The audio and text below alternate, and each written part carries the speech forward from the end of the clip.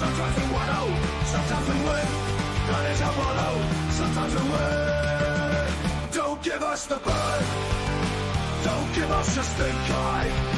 We try our best and we're successful. Come watch our show, remember the sponsors, it's time to start the coming show. Don't give us the blood, don't give us a stink eye. We try our best from being weekly because we win. That is our motto, sometimes we win, sometimes we don't win. Don't give us the blood, don't give us a stink eye. We try our stink eye. We try our best and we're successful. We're successful, go watch your show. Remember the sponsors, it's time to start. Enjoy the show. Well, welcome aboard, everyone, to Betting Weekly Live. It is Friday, the 2nd of May. It's the Eurovision this month. That intro sounds something that would be appearing on Eurovision from one of these rock bands from Finland or somewhere, Jack. What a great intro. Well, I was going to ask if you're angry. What's the problem? Is it because it's sunny outside? You're in here, stuck with me. What's the problem? Should we talk it through before we get going or what? But yeah, you're right. I was thinking that's Finnish Eurovision. And many people have said they should finish Eurovision. I'll tell you what the problem was. On Wednesday, I gave the wrong intro by mistake, and it was just too calming, too soothing. We needed more upbeat, more up tempo. So last 2 days, we've got delivered two really good intros. But welcoming everyone to Betting Weekly Live. Ming Chung, you might not get on live, but is the Bochum match a clear over tonight? We'll talk about that game. Don't you worry. Urban Mensch, I think is how you pronounce that. Welcome in. I'd not seen that name before on the channel, but it's great to see you. He's got suggestions for Torino, draw no betting, Getafe plus a quarter of a goal as well. And Wolves in the first half, double chance. Daniel Lucani, good to see you. And real Brendan King as well. Put down your best bets for today. And indeed the weekend, actually, whatever you're liking across the world of sport. We've got plenty to discuss. Headlined by Manchester City Wolves, of course, today in the Premier League. We've got the Liga, French action. We've got an Eliteserien match in Norway, the German game, and, of course, a Spanish derby in Madrid, Vallecano against Getafe. And I might just pick Jack's brains ahead of the final round of the Championship tomorrow. We're getting a lot of buzz and a lot of attention at both ends of the table. So we'll probably pick his brains at the end of the show for that. How has your betting week been going, Jack? Just before I ask, do you answer that? Some notable winners and losers from yesterday on the soccer. $20,000 on Spezia halftime moneyline live against Salernitana. That was at minus 833. That was a winner. And big loser here, 10,000 on Jordgarden. Plus 1.25 goals against Chelsea at plus 105. I'm afraid that particular garden's not rosy today, is it? After losing that amount of money. Nottingham Forest, draw no bet. $5,000 on that. That was a loser. A lot of these big bets on the soccer this week I've been reading out have been losers. So I think it's been a good week for the sportsbook in general. Certainly on the soccer front. How has it been treating you, Jack? Champions League, Europa League, stuff like that, mixture of games across the board? Good up or down? I'm fractionally up. I could have been a lot up, but for one or two horrible twists and turns. I definitely dodged a bullet in Bilbao. I couldn't believe that scoreline. Obviously, the red card, whether it was right or wrong, I've already seen one comment on there suggesting it was spot on. I'm not sure Meninda's team of choice, but he's siding with the referee there. But I dodged that one and so managed to get a decent performance in the Champions League. And it was up. It was up marginally up, as I said, but it could have been a big up if but for one or two things. Donnarumma cost me a little bit, to be fair, with his heroics. Yeah, I mean, I think his last save especially was very, very good. He's had a good Champions League campaign knockout phase, that is for sure. The red card in Bilbao, I mean, I've already been debating this on X with people. I wonder you played that theme tune today. If you've been doing that on X, if you've been debating red cards and VAR, no wonder you've got that theme honestly, tune my biggest gripe, right? Every match I watched yesterday, I thought the referee's performance was really poor. And it started in a Norwegian game, the Rosenborg match, where there was a red card on VAR. The Bilbao game, the red card on the VAR there, penalty. Again, in the Spurs game, I thought it was a really soft VAR decision. I just think VAR's re-refereeing the game too much. There's a lot of these calls. I mean, it was meant to be clear and obvious. right? When you are taking 5 minutes on a screen to make a decision, to switch a decision, I just think there's not enough weight is placed on the on-field decision still. That's my biggest gripe with VAR. I just think you've got to respect the on-field decision way more than I think a lot of other sports do respect the on-field decision more than what happens in soccer. So, I mean, we could have this debate all day, couldn't we? But that's, the VAR is my biggest gripe. I'll just say quickly, Steve, that I said it from the get-go with VAR is that you hand the power as such to the captains or the head coaches and give them, like they do in many other sports, the ability to appeal certain decisions. I don't think Spurs would have been griping about that penalty that they got yesterday. Would Manchester United have pushed the button for that one possibly against Bilbao? Obviously, some of them are game state as far as if they've got a couple in the bag, it gets towards the end, they might give it a go. But as you say, I think it just means that, if you keep going over, there was one, I think it was yesterday, wasn't it, where they were looking at an incident that possibly was a penalty at one end, and then it was in the Premier League game yesterday. And then they went, we've decided that one isn't. Now we're going to go to the VAR decision on one that happened after it at the other end. Is it at that end? And you're like, come on. Like, you know what I mean? And as you say, the semi-automated is supposed to speed things up. We should be having decisions in, under a minute, certainly. If you're at the screen for 5 minutes or so, it's clearly a very, very tight call and shouldn't even be in there. But yeah, look, it's just... I know. So no, we're wasting time. Let's move on. Yeah, I mean, I think it does affect betting as well, though, because it's impacting the rhythm of games, things like that. It affects overs, unders, especially in these VAR leagues. But say well done to the teams that did win yesterday. To be fair, Man United I thought played pretty well, and Spurs actually played a lot better than I thought they would. They'll be disappointed to only win that match 3-1, and Chelsea 1 foot in the final, of course, into the Conference League as well. And a good win for Brentford in the match there at Forest. And I just got the Brentford most corners by a whisker at the end. Can't believe I won that bet, actually. I didn't plan on Brentford being ahead at half-time and then going 2-0 up. I thought Forest would win the game. But they were very good. And I think possibly Forest fans might come at me here if there are any in the chat, but I think Forest looked a little bit nervous. They looked a little bit unlike themselves. A couple of the counter-attacks didn't quite work out. There was certainly plenty of tackles going in. I was expecting a red card in that one at some point in time because it was Darren England, the referee, was going a little bit crazy, and he'd set a tone early doors that he booked, I think, 3 players in the opening 18 minutes, and you're in trouble then, aren't you? Because the slightest thing after that, the crowd was starting to get on him to get the red card out, and a couple of players, Keane Lewis Potter was one who was lucky to stay on really after kind of a yellow card early, and then there was a tackle went in later on that he should have probably would have got a yellow card if he hadn't been on one already. But yeah, that was a good performance for Brentford for certain. And I say, can Forest bounce back because they've slipped out of that race now, or slipped out of the top 5 certainly for the first time in a long while, and now the pressure's on them. But we'll see how it goes. But as far as Spurs, I was quite pleased that Spurs have been kept honest there with that late goal for Bodo. So. For a couple of my angles in this weekend, do need Spurs to be sort of conscious of the second leg coming up. Yeah, that was another referee I thought had a poor performance. I mean, I actually backed red card in play there, and he bottled about 3 or 4 chances for a red card.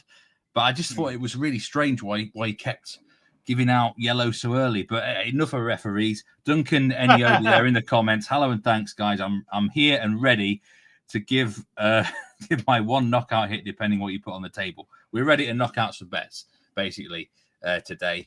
And Paul Laguna, in terms of that Ravens draft, A-star for me. I thought it was a brilliant draft from the Ravens. Really loved it. But we've got several matches to discuss today. I'm going to keep back the Man City Wolves game for now.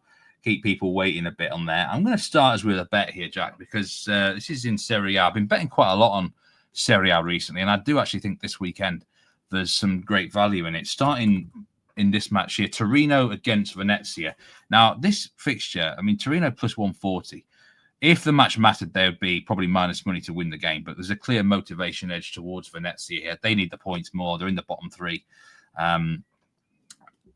Torino's on the beach a little bit. They're not playing too badly, but they're kind of on the beach a bit.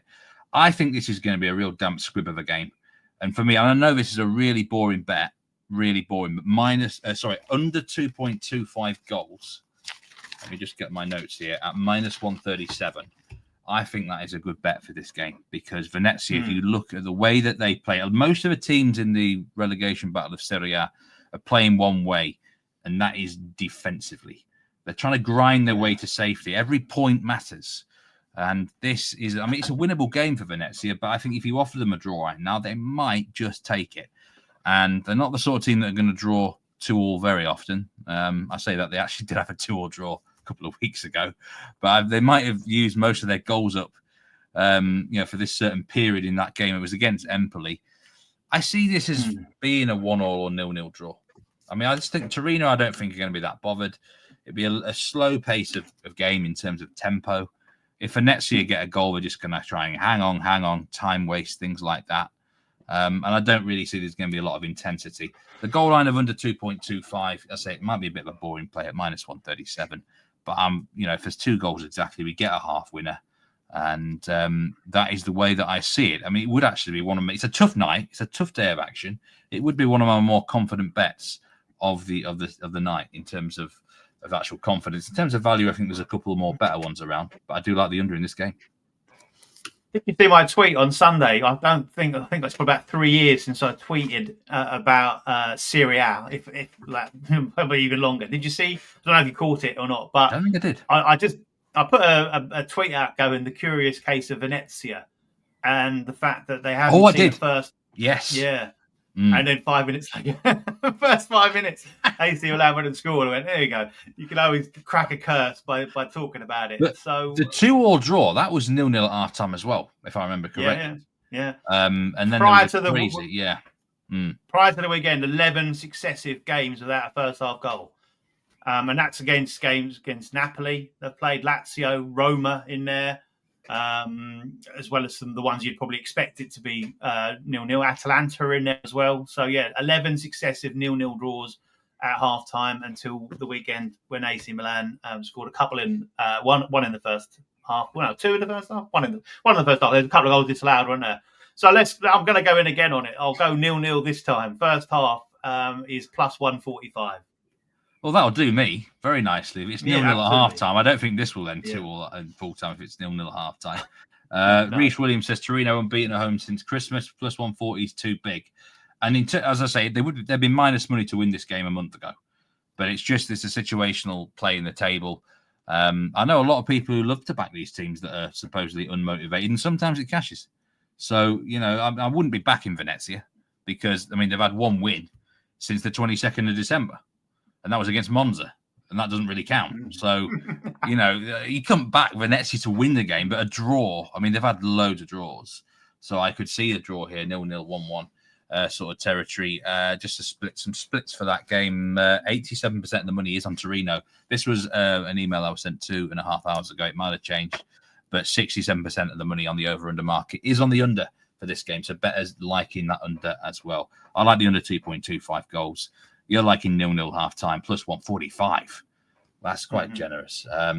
Okay, so we will now move to, I think, what is a really interesting game in Germany. There was a question about this at the top of the show. Heidenheim against Bochum. Heidenheim, as usual, did me dirty last Friday. I hope this team go down. I've got to be honest, Jack, because in the last 2 years, they seem to defy logic in a lot of ways. We know how their matches go. They usually lose the XG battle, find a way to get a result, and they do unexpected things. It's a big game here. If Bochum lose the game, they are relegated. They will be relegated to Bundesliga 2. So they can't afford to lose the game. Realistically, they're going to have to win it. It's a kitchen sink game for Bochum. They've got to throw absolutely everything at this. Plus 205 for them to win. Would I trust them to win? Absolutely not. I wish them well here. I do hope they win the game. I do hope they beat them, Heidenheim, to be honest with you. I always have I think the question was at the top of the show from Ming Chung. Is it an over? And you might have maybe listened back to some of my theories when two poor teams play each other, especially in the drop zone, especially when it feels like must win, especially, even it's just must win for one of the teams. I usually back the overs blind, and I am going to take the over 2.75 goal line here at, I think it's at minus 110. I've got to admit, I'm not overly confident because Heidenheim seem to have been a lot more better structured recently, more defensive, and they've not been willing to maybe have as much of a go. But I can't go away from my theory. I've always stuck by this, and often the goals come when you least expect them to. It's just situational play. Two teams in the bottom three, they'll target beating each other. Bochum really have to win. So I am going to take the over 2.75 goal. And there's, the last 3 rounds of any season, that usually more goals can happen anyway, especially in Germany. So it's kind of, as close as you'll get to a system play from me. But I've got to look at the goals in this particular fixture. Do you see it being a shootout, or are Heidenheim going to keep defying me? We were chatting through that game last week, weren't we? I wasn't on the show last week. I think you were on with Nigel, weren't you? And we were chatting about it and the fact that Heidenheim, we were watching it, I think weren't we? And it was just like they were backs to the walls, wasn't it? It was like deflections, the crossbar was being hit. There was like great saves. It was all going on. You think, well, it's only a matter of time before they cave and concede. And then they popped up with a goal out of nowhere. Good goal as well, wasn't it? Right towards the end of the game, and you're like, wow, where has that come from? And so it summed it up from what you now said. They're just there to cause you pain. Bochum, can you side with Bochum? I know Dan Roebuck loves siding with Bochum. It's still his favourite side. He's there in the chat with a Tino bet. That's not a surprise. And how do you work out that form, Steve? Like, one win in 15 games? And that came away at Bayern Munich. You're like, well, that's just mind-blowing, isn't it? So what am I going to do? I'm going to go probably against my instinct and actually go one stage further than Dan. I'm going to say Bochum are going to steal a vital win. Do you know what? But are Bochum as bad as the table suggests? The expected goals, they've underachieved expected goals by 13 goals. They've underachieved expected points by nearly 9. This is according to Understat. Now, at this stage of the season, a lot of people will say that's just not luck anymore. They're bad because they're bad. They miss chances. Bad things happen to bad teams. Bad things happen when you bet on bad teams. Both of these teams are bad, especially Bochum, I suppose. But yeah, I just think Bochum, maybe they've got one last hurrah in them here. They've got to win, really. They can't. I mean, even if draws, they're in massive trouble. I mean, the playoff game really is what they've got to aim at. Heidenheim can still survive, but Hoffenheim and St. Pauli, I think St. Pauli will be fine, actually. But Hoffenheim are struggling a little bit of late, so maybe they can try and put some pressure on them. So I've got to go with the goals. I mean, that Tino bet on Bochum it does interest you, what Dan Rowe put up there. SW says Heidenheim games for corners. Meninda makes a good point about the cards. Yeah, everything's on the line. And Heidenheim cards, me and you were talking about this last week, that they have been known to pick up a few, more away from home than at home. But maybe you could look at the cards for this game. That's the way we started talking about it, wasn't it? I'd gone quite strong on cards for that game, and they came to the party, and unfortunately, they didn't have any against them. So, I think they are. I was then looking at the referee, actually. It's Sasha Stegman, I believe, tonight, and just looking across the stats, quite low as far as Bundesliga cards are concerned, averaging 3.79, although 3 reds in there as well. So you're saying 4 cards per game. In Europa action, across 4 games in Europa League, averaging 8 cards per game. So 31 yellows and 2 reds. So plenty of spikes in that. And 12 yellows and 1 red in 2 Bundesliga 2 fixtures as well. So possibility of a red card tonight. It seems to be 6 reds across 21 fixtures. It's not huge, but possibly by looks of things in the bigger fixtures, that would suggest to me that they're 2 reds in 4 Europa League fixtures possibly means that when the pressure's on, happy to get the red card out to keep it under control. So we'll see if you can get on that. That might be worth a little bit of interest. But we said last week, didn't we? I think that the nature of the game would suggest that you're going to get a little bit of a needle in it, a few flying tackles, and therefore a few cards. 87% of the money on the over-under market is on the over. Agreeing with me there. 93% of the money on the money line is on Heidenheim. And I'm going to use that emoji, head in hands, face palm. 93% of the money on Heidenheim. Like, that just feels wrong to me. It really does. I'm going to say Bochum as well. Bochum win this game. One last hurrah in them. Let's go with Heidenheim 1, Bochum 3. And I'm saying backing the over 2.75 goals. You're going to take the Tino bet. Maybe for once, Heidenheim can win the XG battle and lose the match. I mean, I doubt it will happen. But funny enough, I was looking at Bochum goals. Over 1.5 Bochum goals is plus 140. Over 2.5, which you've suggested there, is plus 440. And if the legendary Steve Wyss Ladder, sponsored by Kit Kat, there comes out, over 3.5 goals plus 1,300. Kit Kat is very excited. He's on the Bochum tonight. He's the Bochum mascot tonight. Yeah, he's getting very, very excited here. Okay, let's move on. Let's move to the main event today. The biggest match on the card really in Europe is Manchester City against Wolves. Now, for those who watched the Premier League show already, you will know what you've actually got a hot dog pick in this game on the show. Nigel's got some strong thoughts on it as well. If you've not watched it, then do check the Premier League show out. It was released yesterday on YouTube.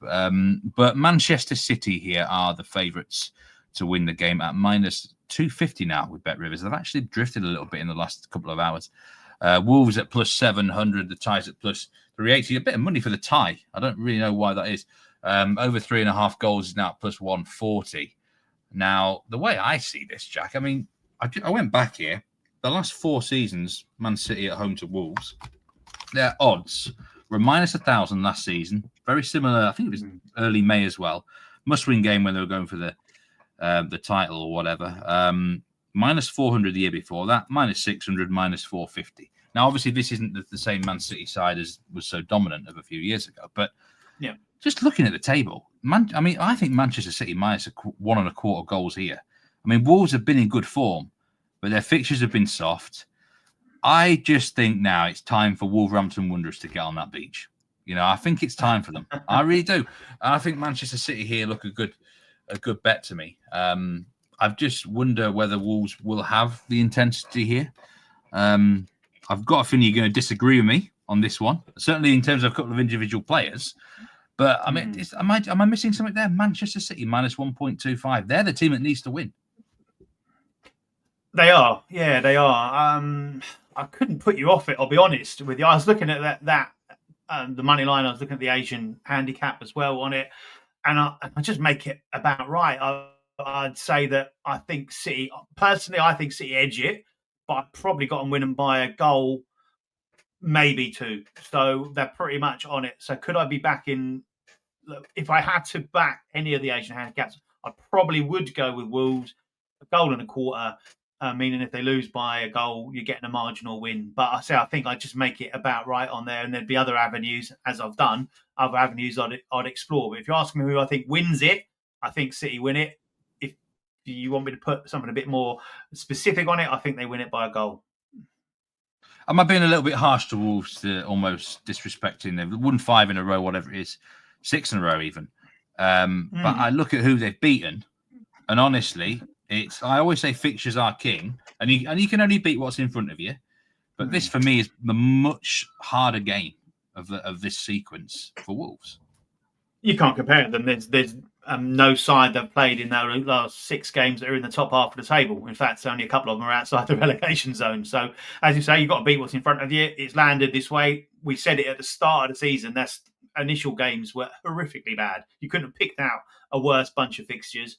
And obviously, and then when they rotated and went into the reverse fixtures, the same thing happened in the start of the second half of the season, which obviously means at some point in time, you're going to be playing the more favourable fixtures. It just so happens that they're in that run right now, and Vitória Pereira is taking complete advantage of it. I mentioned it on the show. Only Newcastle and Liverpool have won more games in the Premier League since he took the club, since he joined the club. He's picked up 10 wins. He's done phenomenal work.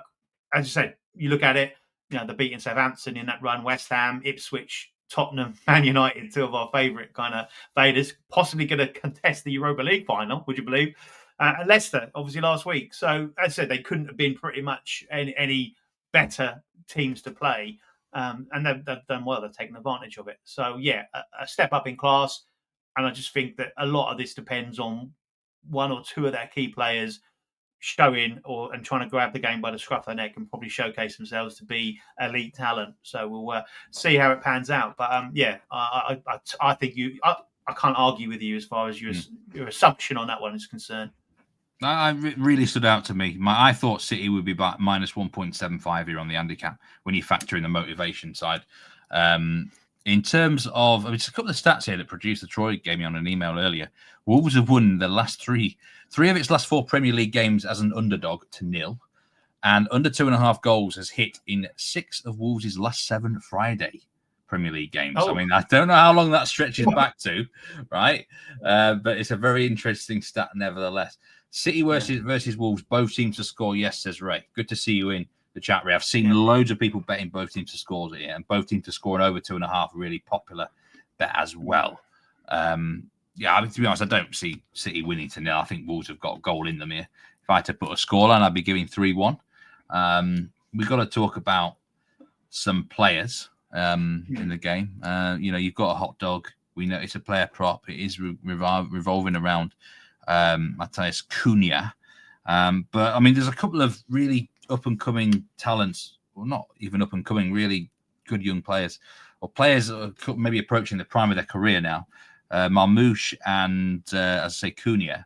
And you put together sort of an SGP here, player props angles. Talk us through these two players. I mean, I'm a big fan of them. I know you are as well. And this might be a night for them to shine.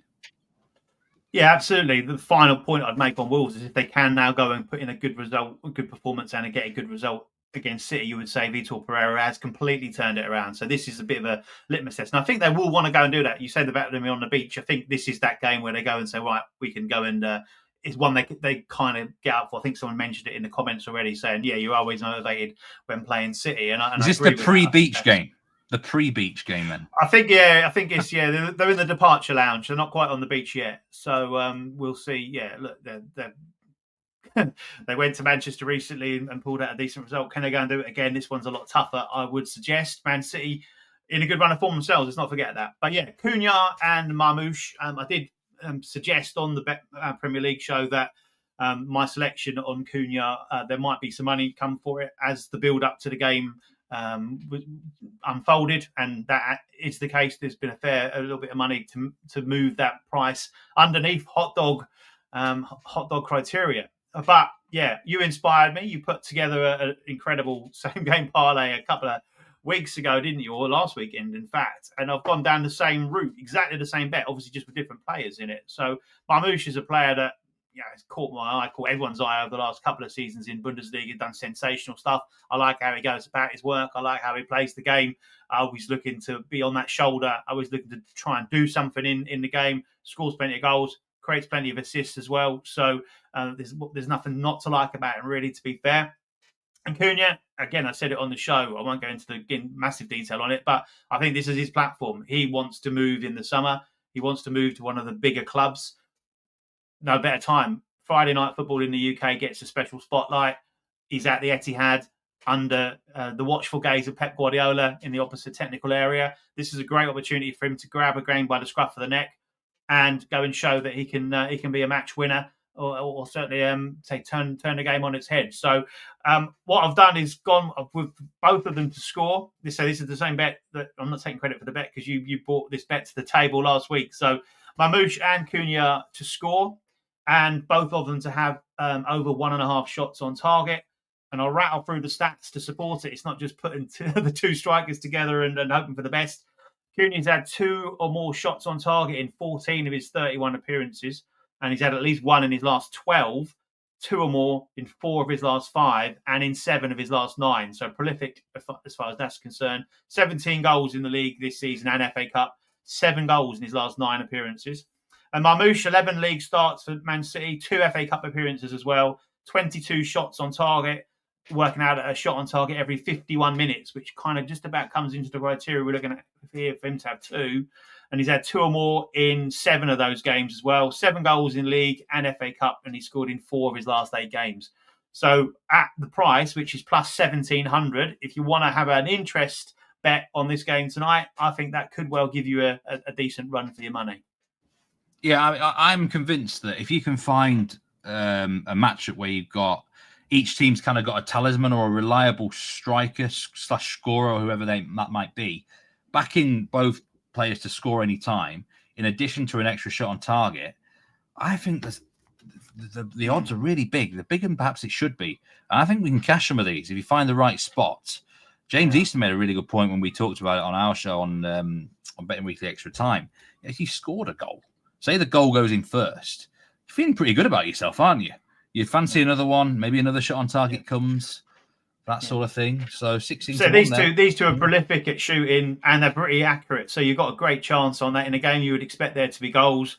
Absolutely. And also another key factor about them is they're both very likely to get the vast majority, if not all of the 90 minutes of the game. So you're not sweating on them being substituted after like 60 odd minutes. So I like that, a reliable player that kind of the head coach likes to leave on, scores plenty of goals, takes plenty of attempts as well. They're not guys that just nick a goal and don't do anything else. They're always having a go. They're always trying. So, and I have got another prop, and I know people liking the player props. So I dug deep this week to try and get a couple on this game. It's the big one of the night, and it's on Jørgen Strand Larsen, and it's a slightly different angle to one you'd maybe expect. It's not about him scoring goals, and it's not about him having shots. It's about him fouling. Really, yes, I would not have guessed that. Here we go. Full of surprises on this Friday. So have a scroll onto the BetRivers app and you'll see the fouls market there. They've got him priced up nicely and he's got a fantastic record for fouling. And these markets are great to cheer on. You get a long kick downfield and he gives it a little nudge and the referee's given that as a foul, then happy days. I assume not all states will be able to play this because of the market itself, so I'll be quick on it. But over 1.5 Strand Larsen fouls is plus 112. 15 fouls in his last 7 starts for Wolves, 2 or more in his last 7 on the road. He had 4 last time out against Manchester United, and he's had 3 or more in 4 of his last 9 away league games. Wow. I mean, how many cards has he picked up in that period, Jack? Because that immediately makes me think he might get a cheap card or two. But some of these fouls for attackers can be in such safe areas that they get away with it. And the referee isn't really that bothered. But that's a really interesting angle you've got in there. I know he has been good for shots on target as well. Or there's a period in the season where he was really good for shots on target. Ginepi says he likes Norwich to score assists, plus 500 here. That is a player that is often good in that market, to be fair. Yeah, a player I like. I've backed him and tipped him a couple of times this season as well. He's very advanced down that left-hand side, and he's made a great point there. He's up against a makeshift right-back, really, to be honest. And we know what City's full-backs can be like. They can sometimes tuck inside and give you a bit of space out there. So, yeah, we like Nori. He's on the set pieces that Cunha's not on. So there's not many, but he'll pick up a few as well for any that Wolves can get. And, yeah, I like that. I like that a lot. In answer to your question, and to prove your point that the strikers tend to give a lot of fouls away, you automatically assume of central midfielders or defenders that are giving the fouls away. But so there tend to be cheap ones, don't there? And tend to be a lot of ones from kind of aerial duels and stuff like that with a little nudge, and the referee's happy to give them, as you say, in safe areas. He's only picked up 2 yellow cards on the road this season in the league. Ipswich away a couple of games ago, and Brighton away about 4 or 5 games into the start of the season. Overall, only 4 yellow cards across his games in the league so far. 4 yellow cards from 29 appearances, or 29 starts and 3 substitute appearances. So not many. And so it goes to highlight the fact that they tend to be in those cheap areas that the referee's happy to give because he's not really got to do anything else about it. Yeah, he's not he's not the sort of bloke who's going to take his shirt off in celebration. He doesn't feel like that sort of player. Watch out for that over the next few weeks. Well, final championship round tomorrow, final few rounds of the Premier League. Those shirts will come off. There will be excessive celebrations. A popular combo, a player to score and be carded. There's going to be a few examples. Jamie Vardy, someone like that coming up. Watch out for messages and things like that. But I don't think Jørgen Strand Larsen's going to be that sort of player. Watch him score tonight and take the shirt off now. Just to prove we'll claim it, mate. That's fine. We'll claim it. But yeah, I think also like with these type of players, there's so many free kicks given on there for corners and free kicks going into the box. A little nudge or the keeper's going, I walked into someone, give me a foul, and they get them so cheap. So, and he's that kind of clumsy, tall, bit of a lump, isn't he? So, he's 193 centimeters tall. He stands, and he's an obvious target for the referees to pick up on. Well, on the subject of Norwegian, and Meninda Puraha does make a good point there. HamKam versus KFUM Oslo is a big game. Well, the game of the day in Norway. I've been having some success this week on Betting Weekly Live in the Scandinavian leagues, but unfortunately, I don't have a bet for this game. I got John to prepare me the graphic for this early in the morning. I've scoured it high and low. HamKam against KFUM Oslo.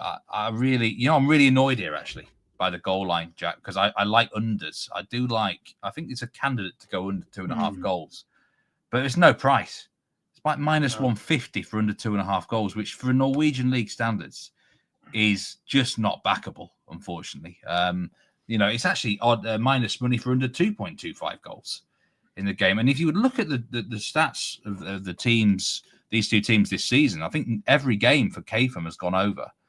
And there's been plenty of goals in HamKam games. HamKam have conceded nearly 80 shots in 4 games, which is astronomically high. And, that's a huge concern. I actually think both teams may well cancel each other out here. But I looked at every angle. I even looked at goal scoring props, corners. I looked at first half lines. I do think it goes under 2.5 goals, but it's one of those unders that I'm not confident enough about. If I was confident for, say, a 0-0, I'd be going and I'll go under 2.25 goals. But sometimes you can't bet on everything, can you? You cannot bet on everything. There's better bets around. So unfortunately, I might disappoint a few people there because I've been in pretty good form with the Scandinavian picks. But this Cassini gave you the big build-up today on the streets of London. So, there you are. There you've gone, wop, wop, wop, nothing. So, he was mentioning Aha, the band Aha, the lead singer, Morton, what's his name? Harkett. Yeah, that's it. That's some good hits. We were talking about them yesterday. Nigel was mentioning it on the comments. Had some decent hits, didn't they? Take On Me, Sun Always Shines, Living Daylights. Yeah. I'm sure that's a Bond film. Well, it was Bond theme, wasn't it? Yeah, Timothy Dalton, wasn't it? Yeah, so, not bad band. Villa fan, good to see you. These shows aren't aligning well with my life at the minute. Just join, but make sure you catch up. How you doing, mate? Unlucky on the 1.5. Unlucky on the FA Cup semi-final, Villa fan. Can Villa pick themselves up this weekend? Let's see. Can I ask Steve from Lynn if that's Steve from King's Lynn, or is that another Lynn that I don't know about? Steve from Lynn. It's kind of my neck of the woods. Or was. Lynn. Good point. Good question. That where are you from? Which Lynn? There's a few Lynns around. I know a few Lynn.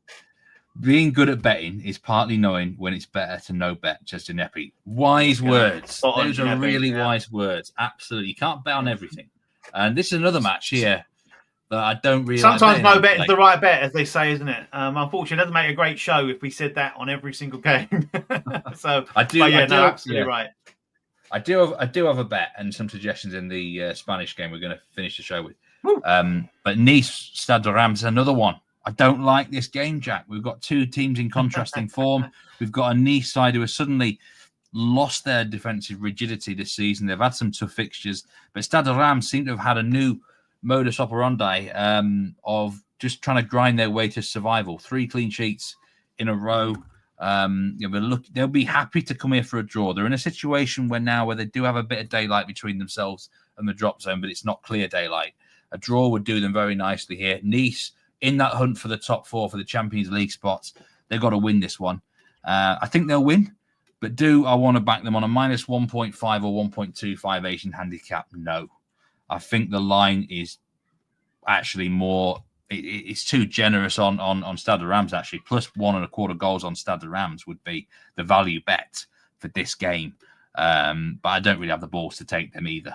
So, I can't get involved. It's a shame. Again, I scoured this game high and low, looked at some player props. It's one of those situations at the end of the season, the team going for the top 4 or the title is always a bit overrated, I think, a little bit. But in this instance, Stade de Reims have got plenty to play for. So I don't really get why the line's more than it should be. Again, tough one. I don't know if anything caught your eye on this one, Jack, or not. Well, I was a little surprised that you could play under 3. Under 3 Asian total is minus 112. I was going to pick your brains. You've obviously touched on it a little bit there about slight shift as such. And I thought, well, is there going to be 4 goals in this to mean that you lose the bet? I couldn't see. Like I say, if I were being asked for a selection here, that's where I was leaning towards. There seems to be a lot of. You look at the games across the board. Only 3 Nice fixtures at home have gone over that line, or 4 or more. There was none of the last 7 either. 5 pushes and 7 winners. And for Reims, you're looking at 4 that have gone. I've seen 4 or more goals, 4 pushes and 7 winners as well, including 4 of the last 5.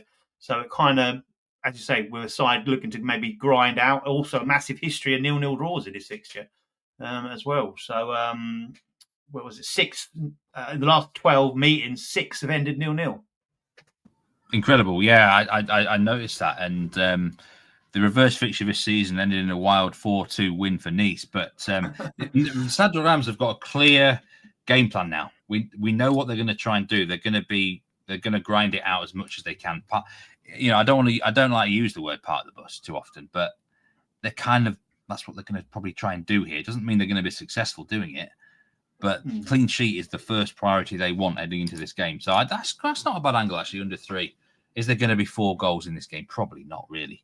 But all it takes is 1 early goal, doesn't it? And things can open up. That time of the season. Yeah. You mentioned it, like where obviously we're now at the business end where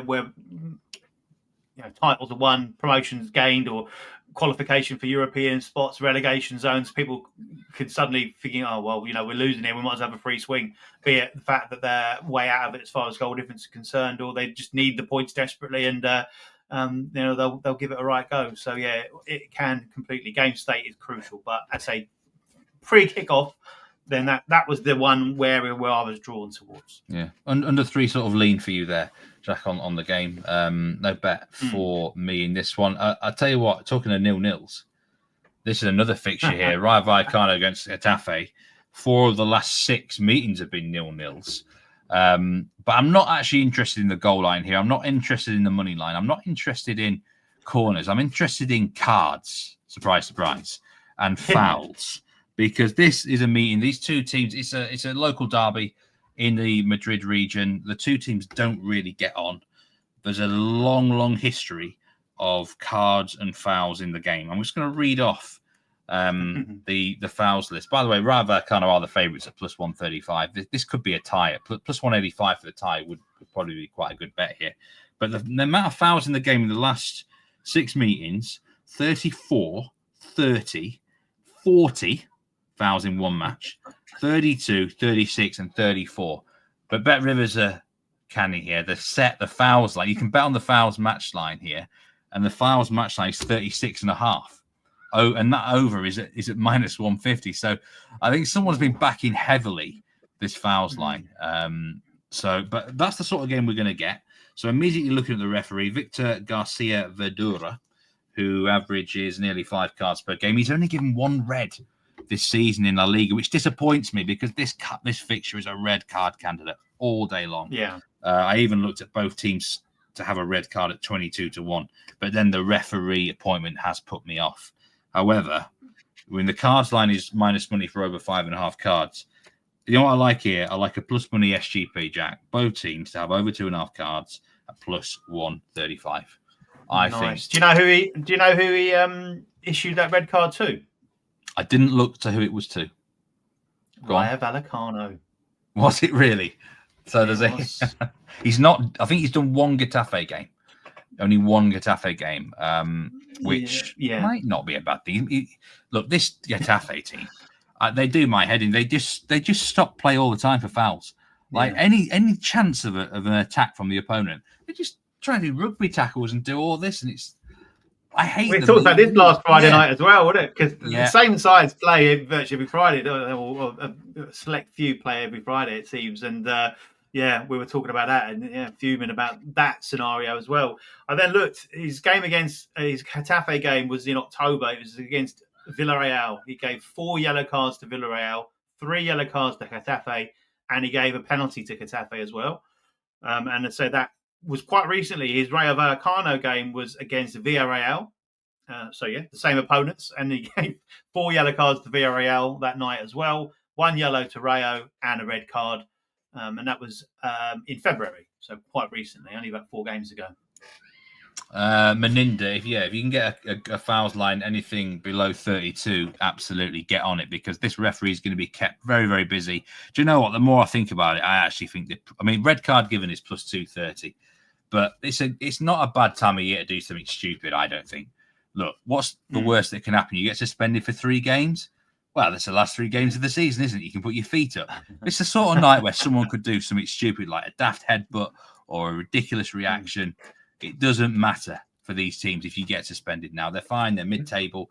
Any bets on the main lines that you might look at here, Jack? Not on the main lines, no, mate. I went off piste as well a little bit on this one. Have you got a price on the penalty there as well? Penalty to be awarded. He's averaging a penalty every other game this season in La Liga. Penalty kick awarded plus 225. That's quite a big price, actually. Yeah. So he's averaging exactly bang on half. 8 penalties awarded in 16 La Liga games, and you look at his recent ones, none in Las Palmas Atletico last time there, but he gave a penalty in each of his last 2 prior to that. He went on a mad run. He must have been on his Christmas bonus leading up to Christmas. He gave 1, 2, 3, 4, 5 penalties in 6 games. Up to the 22nd of December. So, there we have it. So that might be another option for you. I was looking at something a little bit more fun-filled. I was looking at someone to have some shots in the game. They might actually try and win it. You never know. Alvaro Garcia was the man that caught my eye. Over 2.5 shots at odds of plus 105. With Bet Rivers, 3 or more in 5 of his last 6 starts on the road. And he's been quite prolific. Last time out, his last away game, he had 6 attempts at goal, 6 shots there. Prior to that, 3, 1, 3, 3, and 5. So that was where I went with that one. Alvaro Garcia over 2.5 shots at plus 105. Do you see a goal? No goal scorers plus 510.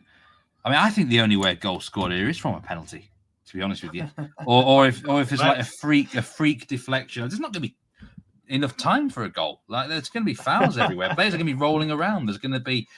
I just don't really see where a goal comes from unless it is from a set piece of some point. So, I did look at that, but it's going to be an interesting game. I just say I do like that SGP of over 2.5 cards for both teams. And it's not the sort of game where one team's just going to lose the plot and the other's going to stay calm. They're both going to be at each other's throats here, literally. So this is going to be a spicy game, an interesting one to have on a Friday evening. How is your weekend looking, Jack? It's the last round of the championship. I did hear that you will be in attendance for one of the games, and there's loads going on. So I thought I'd pick your brains here. I looked at the championship card for Saturday, and there's quite a few bets that I like. But there's a few that I did quite like. But I'm interested to hear your opinion here. I know you're going to the Norwich match. Norwich to rack up a good win to finish the season or not? Mate, I generally think so, yeah. And you know me, I'm not one to normally just go and like bang the drum and get my Norwich scarf out and go in blindly. It takes a lot for me to side with them, really. And more often than not, I'm actually going against them. But I just feel that all the stars have aligned for this one to be a good win for them. They're taking on a side that are rock bottom in the table. Just been relegated last weekend as well. We've got Aaron Ramsey. There's subplot to this because Aaron Ramsey is the interim manager at Cardiff. And Jack Wilshere, of course, is the interim manager at Norwich.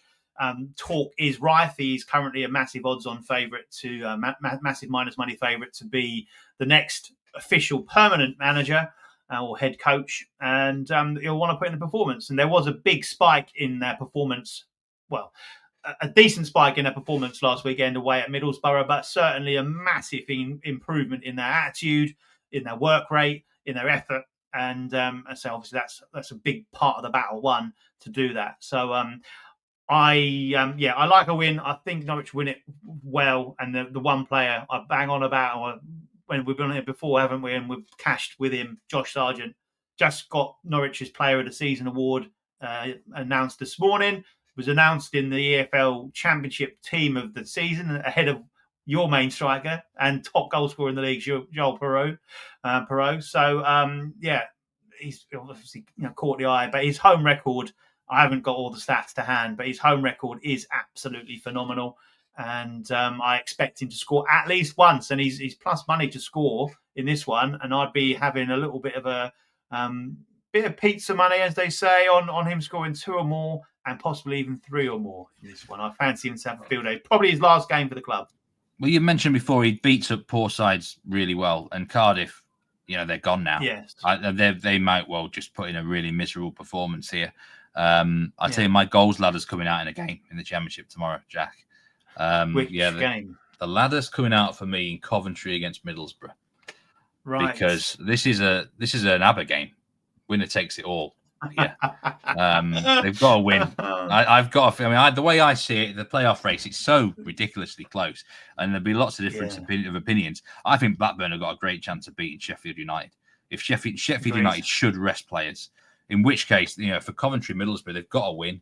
Over 2.5 goals is -165. Over 3.5 is +165. I think even over 4.5 here at +400. It wouldn't shock me if it ended something stupid like 4-3 to someone. Yeah, it could go a late goal. This has the makings of a last minute winner for someone all over it. I tell you. I'll be looking at backing late goals if you can do that in whatever markets. So that really caught my eye. There's a few other. I did mention Blackburn Rovers there, a team that's been going really well recently. Swansea against Oxford. Oxford. They've had a really tough campaign. They've done really well to survive. I'm not sure there's anything left in their tank. Swansea got a new manager, haven't they? I think he's permanently appointed now. Sheehan, he's had a great run. So I think he'd love to sign off with a win. But there's loads at stake, loads of potential betting options. Anything else catch your eye in the champ? Yeah, I like. If you want an outsider, you can back Preston to get relegated at +225. They're away off it at the moment, but they've got a really the toughest probably fixture of the lot. They're away at Bristol City, who need points to get in the playoffs. If they win, I think Bristol City win that. I think Bristol City win that game. Absolutely, yeah. Oh yeah, 100%. Yeah, they're -148 to win it.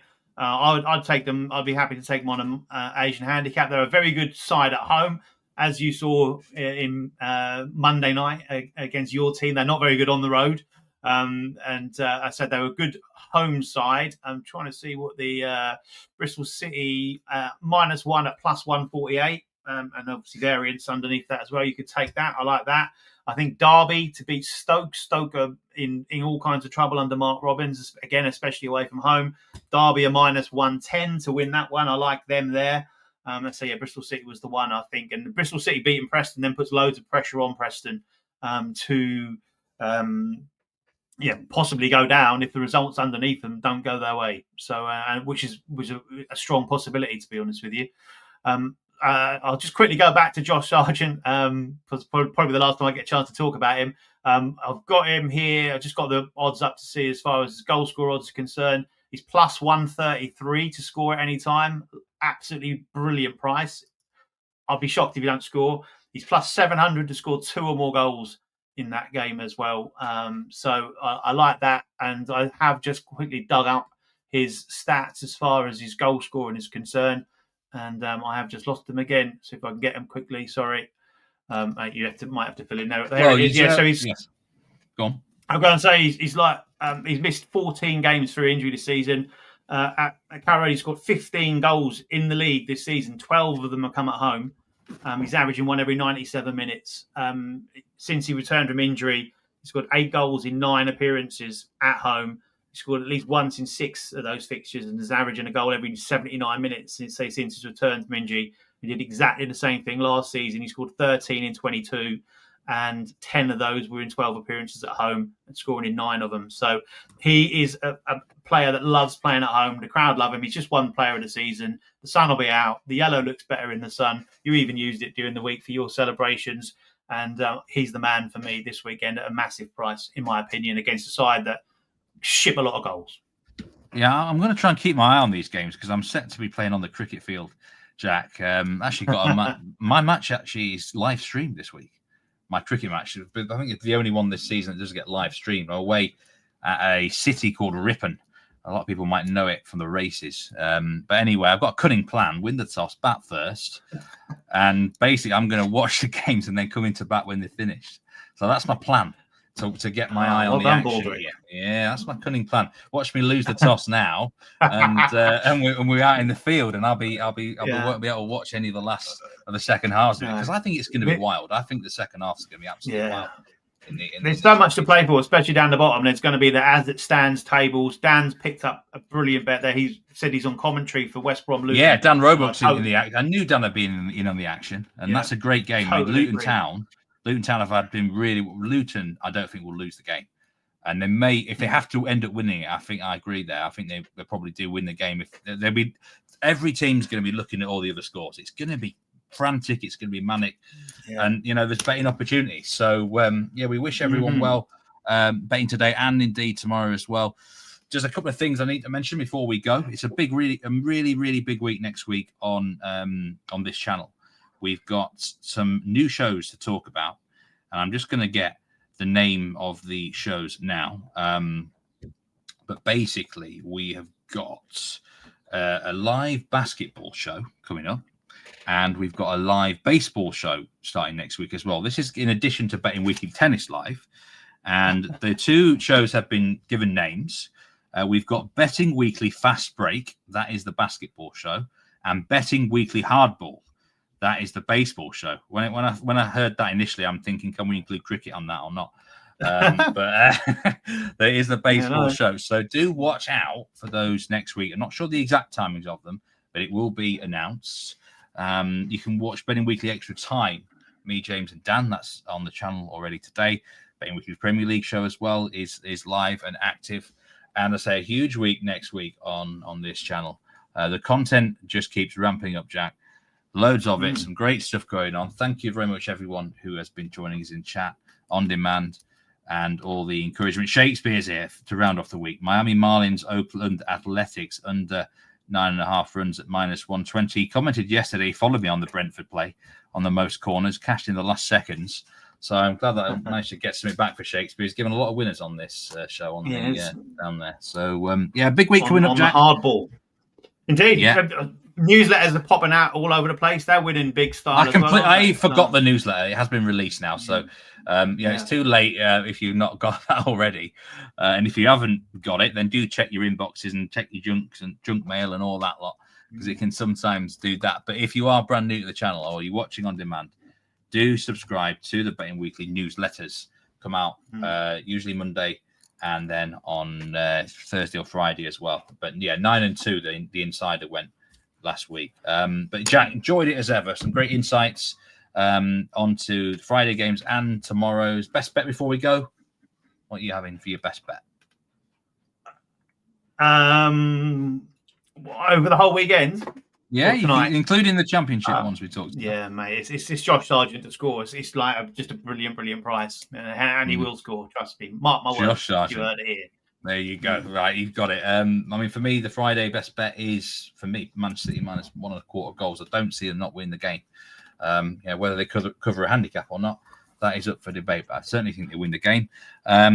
Thanks, everyone, again in chat on demand. And we'll see you. Well, I'll see you next week on Betting Weekly Live on Tuesday, I do believe. Dan is in the chair on Monday.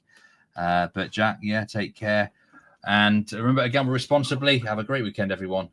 And see you next week for a big week